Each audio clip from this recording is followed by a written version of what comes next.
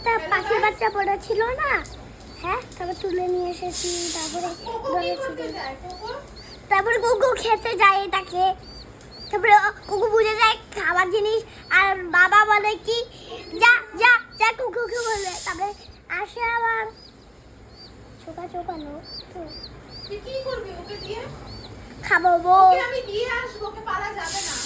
পালা যাবে গো, এই যে এইটা দিয়ে বলছি না। ওকে কে খাওয়াবে, কে স্নান করাবে, কে ওর হাগু মুদু পরিষ্কার করবে? তুই? হ্যাঁ, হ্যাঁ, ও তো অনেক স্মল। কোকো না এটাকে খাবে, ওই দেখছি কি ওর কোকো, এটাকে কামড় দিবে, ও খাবে, আর কিছুই না। না গো, কুকু ডগিরা এরকমই করে।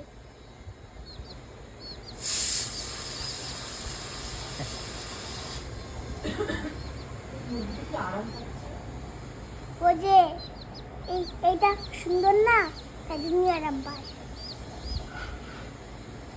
এই বাবা, এইটা আমার ফল ছিল, এখন ছিঁড়ে গেছে।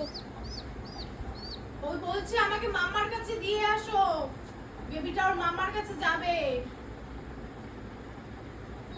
ওর মা কোথায় বলো? ওর মা তো বাজারে। দে ওর মার কাছে দিয়ে আসি, ওর মার কাছে না থাকলে ঘুমাতে পারবে না। ওর মাকে তো কালকে খেয়ে ফেলেছে। চাকার মধ্যে রাখবে, কি? ওর চাকার মধ্যে রাখবে। ওর মাকে তো কষা রান্না করে খেয়ে ফেলেছিস তো।